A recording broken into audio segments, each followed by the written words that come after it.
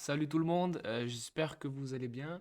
Bienvenue sur l'Iconé. Aujourd'hui, on se retrouve pour débriefer le fameux match qui s'est passé face à Dijon et on va aussi parler de l'avant-match de face à Caen qui va arriver très vite parce que c'est aujourd'hui 15 heures. Donc voilà, pardon, on a un très très gros programme aujourd'hui. Voilà, je vais essayer de tout dire, de rien oublier, de faire les choses dans l'ordre.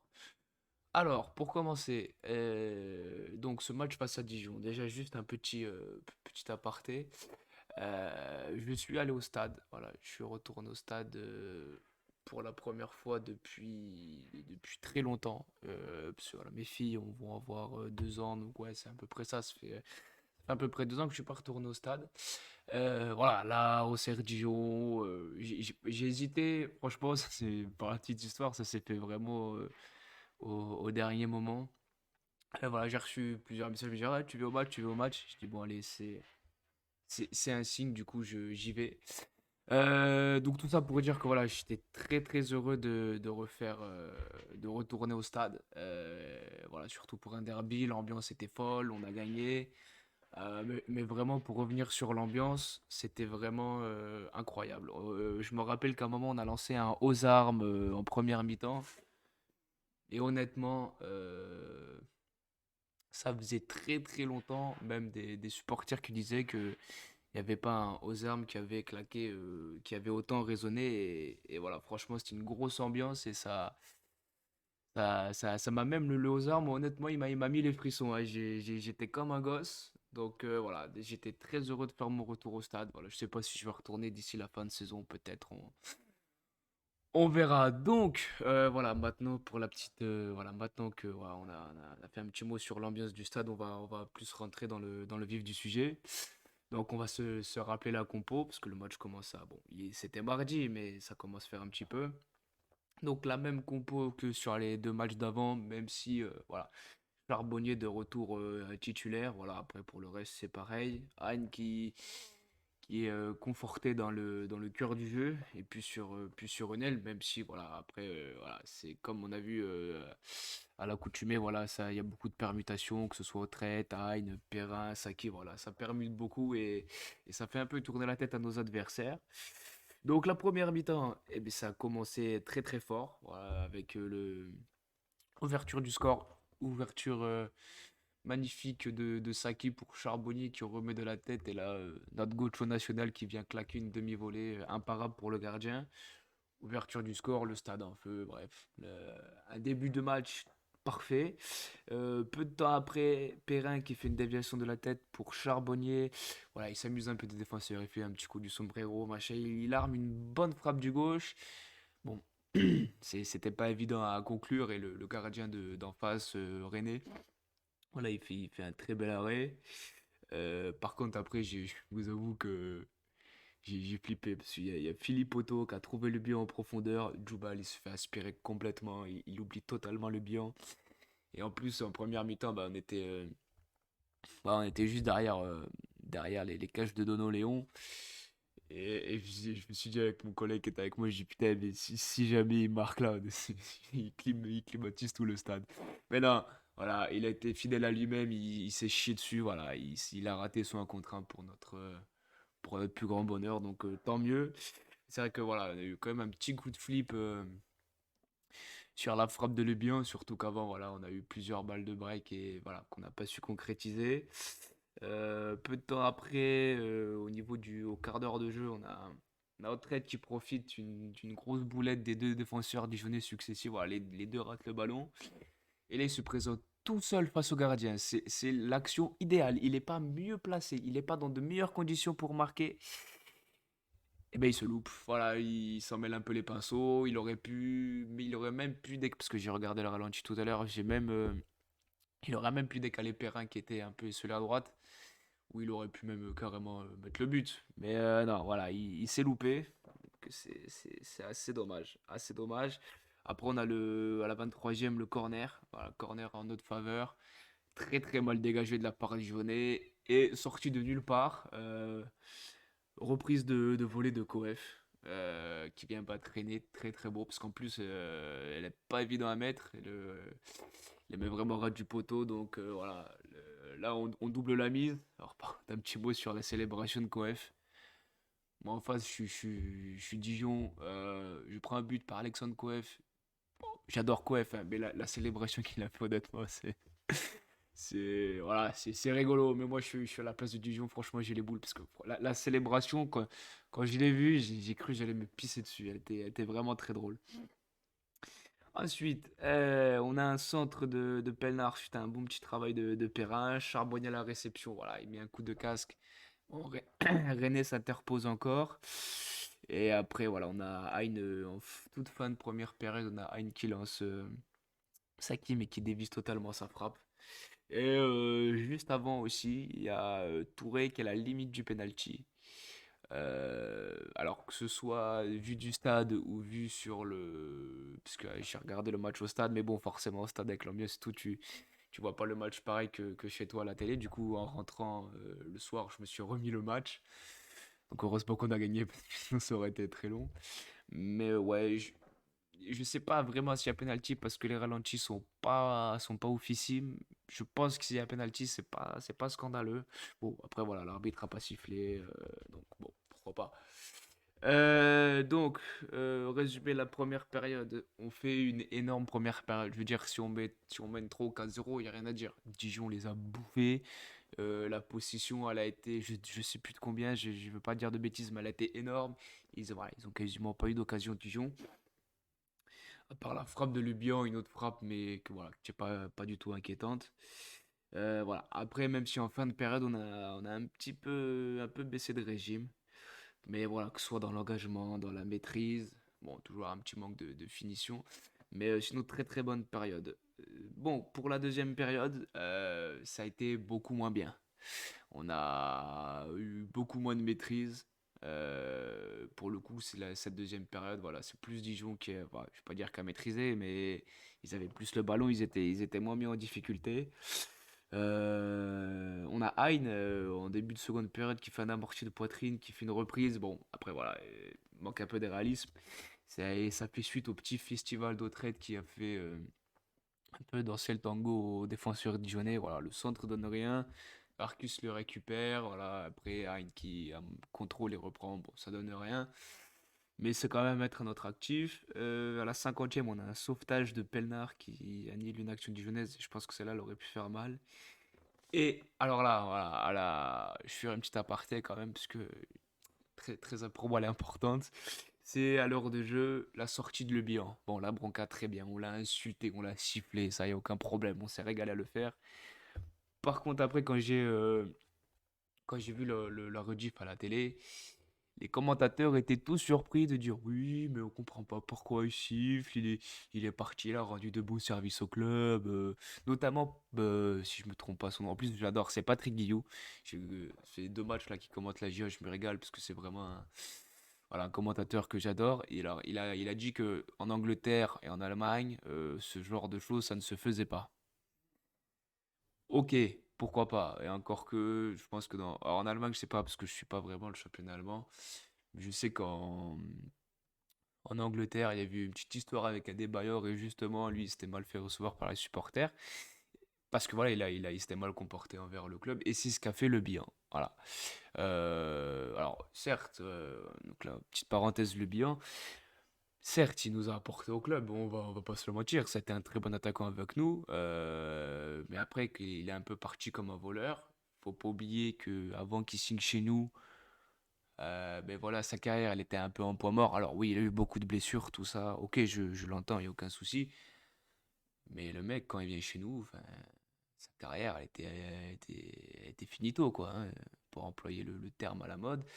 Et après quand il est parti, voilà, il a eu des mots un peu durs. Voilà. Pour rester poli, il s'est un peu comporté comme un fumier, quoi. Je sais pas. Alors oui, sur les réseaux, même, il a dit oui, même quand je marquais des buts, je me faisais critiquer. Ouais, mais mon pote, c'est les risques du métier. Je veux dire que si t'acceptes pas de critiquer, mais fais pas ce métier-là, quoi. À un moment donné, il faut pas non plus jouer le mec qui est de la dernière pluie, c'est évident. Même là, il y a des joueurs actuels. Tu prends par exemple Autrette, qui est un joueur très important pour nous, ok, très bien, mais il se fait critiquer parce qu'il est un peu en dedans cette saison. Et voilà, c'est tout. Quand ça va, il faut le dire. Quand ça va pas, il faut le dire aussi. Donc le bilan, quand il marquait, bah, on le soulignait parce qu'il faisait des bons matchs, mais quand il allait moins bien, bah, il fallait le souligner aussi. Ça, monsieur n'a pas supporté. Bon, très bien. Et autre chose qui m'a énervé, parce que j'ai refouillé ses déclarations. Bon, ok, il n'a pas senti un grand intérêt de la GIA de le conserver. Ok. Bah, vu sa saison à Dijon, je comprends aussi. Là-dessus, il n'y a aucun problème. Mais il a dit que Dijon était venu le chercher et que c'était un plus grand club que la GIA. Et quand tu dis ça, encore ce serait vrai. Je comprends. Mais gros, c'est Dijon qui est venu le chercher, c'est pas Marseille, hein. Faut relativiser un peu, hein. Parce que Dijon est un plus grand club qu'Auxerre. Je veux bien. Je l'invite à m'expliquer sur quel point Dijon est un plus grand club de foot qu'Auxerre. La ville de Dijon, ok, très bien, pas de problème. Mais en termes de foot, les gars, le seul palmarès qu'ils ont, ça date de Godefroy Montmirail, une Coupe de Bourgogne, ou je sais pas quoi. Prends le palmarès de la GIA, c'est pas le même. Ok, ça fait 10 ans qu'on est en Ligue 2, mais il y a des trucs quand même. On a un palmarès, on a un club, on a une histoire. Bon, Dijon n'a pas d'histoire. C'est pas de leur faute, on leur en veut pas, on les aime bien quand même. Mais voilà, quand le bilan vient se pavaner, oui, ouais, ben non, viens pas nous dire à nous que Dijon est un plus grand club que la GIA. C'est, pour dire ça, tout simplement, il faut pas connaître le foot. Voilà. Et si tu prends le classement, Dijon, tu peux les chercher, hein. Tu prends les jumelles, tu zoomes, tu les vois pas à Dijon. Nous, voilà, on est troisième, on joue les premières places. Et Dijon, ça se chie un peu dessus cette saison. Donc voilà, on va pas non plus faire une heure sur le bien et ses déclarations. Bref, voilà. Voilà, si il s'est fait siffler et qu'il était mal accueilli, il y avait des raisons. Il s'est mal comporté envers les supporters. Il a fait des déclarations très maladroites. Et voilà, c'est pas passé. Et voilà, c'est tout. Donc, bref, parenthèse finie sur le bilan finito. On va repasser au match. Voilà. Parce qu'en plus, oui, alors, parce qu'après il sort, il se fait remplacer par Schedler, il fait son caca nerveux et tout. Par contre, j'ai vu sa tête quand c'est son remplaçant quand Schedler qui l'a remplacé qui a marqué. Ouais, il avait le seum un petit peu et ça m'a fait plaisir à voir.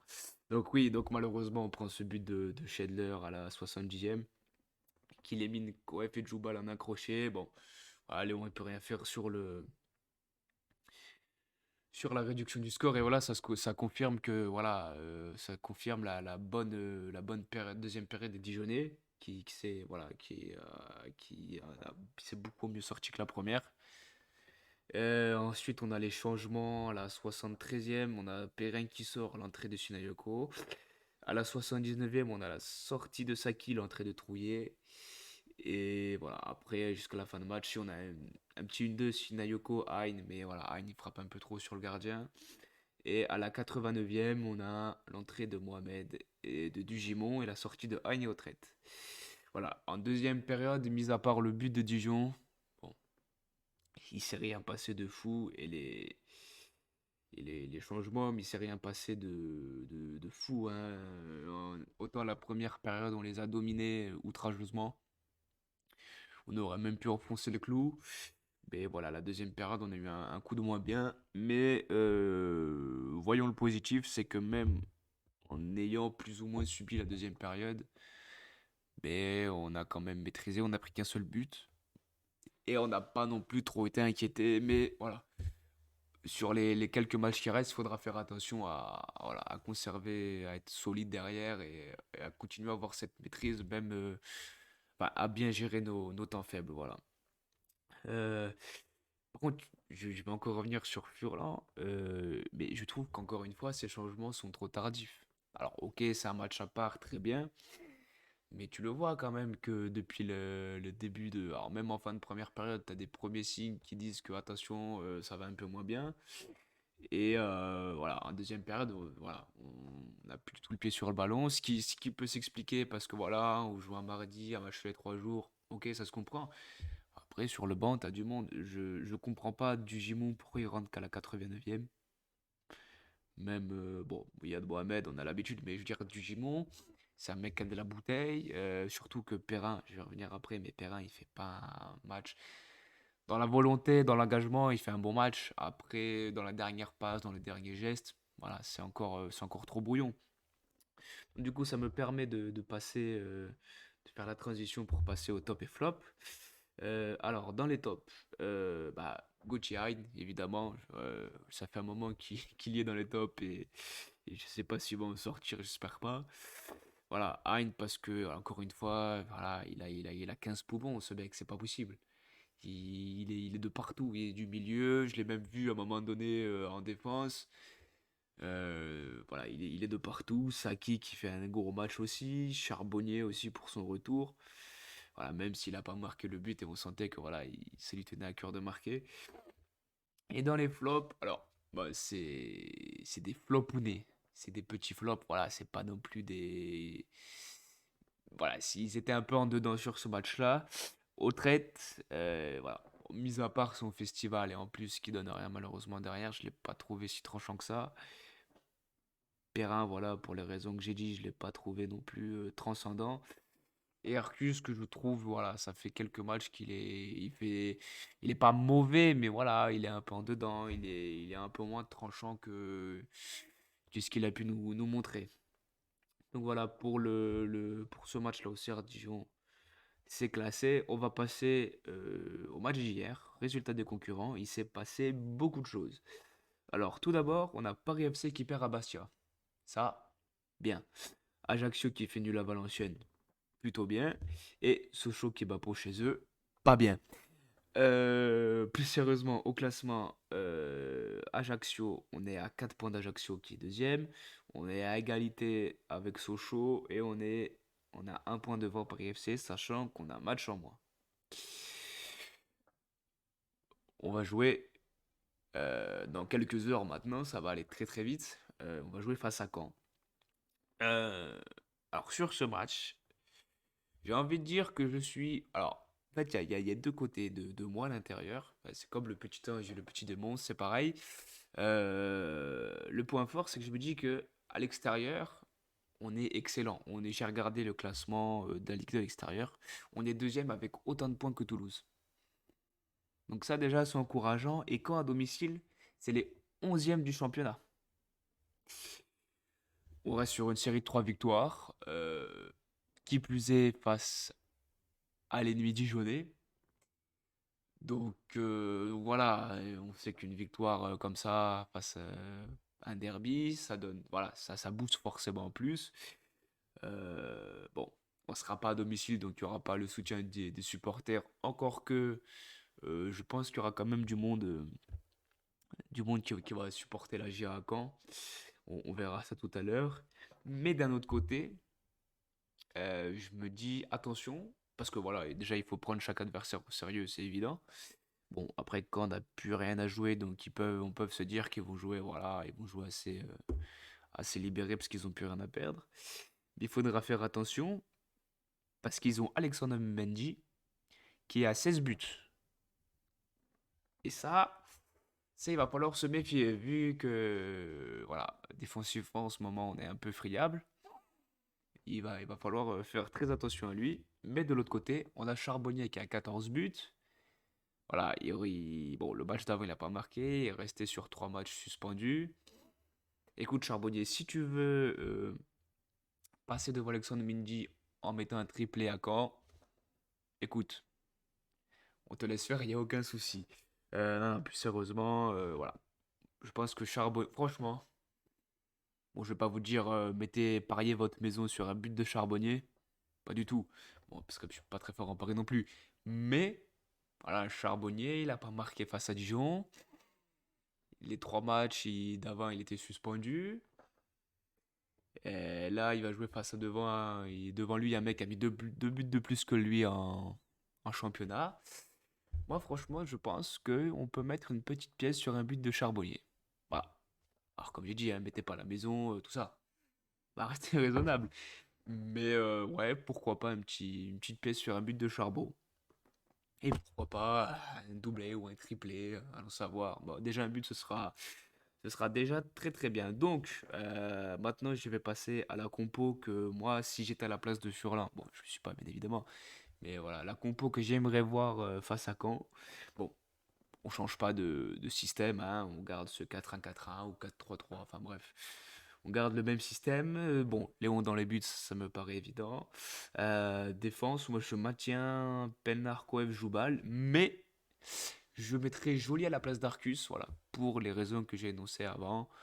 Euh, voilà, Arcus, il est un peu en dedans. Joly, alors c'était pas face à Dijon, mais face à Pau, le peu de temps qu'il a eu, côté gauche, c'est très bien illustré. Il a mis un but, il a failli en mettre un deuxième. Il a porté beaucoup offensivement en peu de temps, même pas 10 minutes, si je me rappelle bien.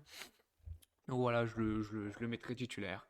Bon, on sait très bien que Furlan va pas le faire, évidemment. Mais c'est pour ça que je dis que c'est la compo que moi j'aimerais voir.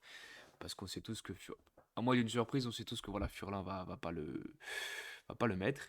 Milieu de terrain, Saki, Touré et Trouillet. Je pense que. Alors après, c'est vrai que j'hésite entre Trouillet et Retraite. Mais j'aimerais bien Trouillet parce que c'est vrai qu'au trait, voilà, je le trouve toujours un peu en dedans. Mais sur ses derniers matchs, à l'expérience, il a de la bouteille. C'est quand même quel joueur qui a beaucoup de qualité. Voilà. Bon, je mettrais quand même Trouillet parce que voilà, il me plaît beaucoup ce joueur et j'aimerais vraiment qu'on arrive à le conserver parce qu'il est que prêté par Nice. Mais voilà, et devant, je mettrais Hein, Charbonnier et du Gimon. Voilà, même si sur le coup j'étais pas trop fan en début de saison qu'on ait prolongé du Gipon, parce que voilà, attention, c'est un très bon joueur, hein, mais c'est vrai que voilà, je suis pas en sens sur lui. Mais quand on voit les prestations de Perrin, oh, comme je l'ai dit, Perrin sur l'engagement, il y a rien à redire. Voilà, le mec c'est un guerrier, c'est un battant, il mouille le maillot. Mais il faut qu'il règle son dernier tir, sa dernière passe, tout ça. Ça manque un peu de finition, un peu de stats. Mais je me dis que voilà, j'avais déjà fait le parallèle, je sais plus sur quel débrief avec Gauthier Hein. Euh, il me semble que la saison d'avant, voilà, on voyait déjà que voilà, il avait déjà ce côté foufou, il courait partout, qu'il était au four au moulin, mais que voilà, du coup, devant, il avait plus la même lucidité. Il a réussi à régler ça cette saison. Donc on peut espérer la même chose pour Perrin la saison prochaine et pourquoi pas voir ça dès cette fin de saison. Donc voilà, je mettrai du Jimo, mais bon, je pense que Furlan il va se tenir à ce qui marche. Il a parfaitement raison, hein, on est très bien placé au classement, donc voilà, je pense qu'il va se tenir à ce qui marche. Il me semble que Iyad Mohamed n'est pas dans le groupe. Alors, j'ai vu, alors ça dépend, parce que sur Twitter, j'en ai vu un peu dans tous les. J'ai vu un peu plusieurs avis. Alors, il y en a qui disent qu'il est malade, l'autre que non, c'est un choix du coach. Bon, du coup, c'est. Attendez, je vais retrouver le groupe. Du coup, c'est Endom qui le remplace numériquement. Alors, si. Ah voilà, j'ai le groupe sous les yeux. Si c'est pour des raisons, voilà, blessure, pépin physique, je comprends. Sinon, je comprends pas le retour d'Endom. Même si voilà, j'ai vu une stat passer que voilà, avec quand Endom joue ou rentre en jeu, je crois qu'on n'a pas perdu un match. Bon, mais bon, c'est vrai que je préférerais voir quand même Mohamed. Ouais, le groupe, ouais, on est sur du classique, on est au complet. Mis à part Lloris, mais bon, ça on a l'habitude. Et voilà, Ben Frelch qui était déjà sorti du groupe face à Dijon. Bon, voilà, pareil, c'est regrettable. Mais voilà, c'est vrai que devant, les places sont chères et il y a de la qualité quand même. Il y a de la qualité. Sinayoko, Perrin, Dugy, Cherbo, Hein. On peut même compter au traites qui joue par moment, enfin même souvent sur une aile. Donc voilà, moi c'est la petite compo que je mettrai en place. Et voilà, je pense avoir fait le tour. Je crois que j'ai rien oublié. Euh, je ne pense pas, du moins. Du coup, voilà, on va terminer sur ces bonnes paroles. Et voilà, donc voilà, comme d'habitude, maintenant je vous laisse mes réseaux affichés sur le stream. Voilà, vous pouvez me suivre sur Twitter, Facebook, YouTube, et même Instagram, je ne l'ai pas mis, mais Instagram. Bon, en vrai, je suis surtout actif sur Twitter, hein, Facebook, bon, je l'ai fait, voilà, mais j'y vais quasiment jamais dessus. Voilà, là où je suis vraiment actif, c'est sur Twitter et YouTube où je mets, puis Twitch évidemment, mais YouTube où voilà, je vais mettre le replay de ce débrief, voilà, pour ceux qui n'auraient pas pu le suivre, voilà, il sera tout frais, tout chaud sur YouTube. Donc voilà, n'hésitez pas encore une fois. Si ce que je propose comme contenu ça vous plaît, n'hésitez pas à le partager, voilà, le faire savoir autour de vous. N'hésitez pas à lâcher un petit abonnement, que ce soit sur YouTube, ou même me suivre sur Twitter, et puis un petit abonnement sur Twitch, ça fait toujours plaisir. Et voilà, encore une fois, c'est pareil. Et si vous avez des remarques à faire, il y a des trucs qui vont pas, voilà. Les DM sont ouverts à tous sur Twitter et en commentaire sur YouTube. Donc voilà, je vous souhaite à tous une bonne fin d'après-midi. Un très bon match, évidemment.